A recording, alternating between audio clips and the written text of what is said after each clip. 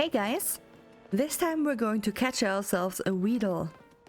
It is a Pokemon that you can find in many different areas, and I was quite surprised when I found one on a tree. But here it is.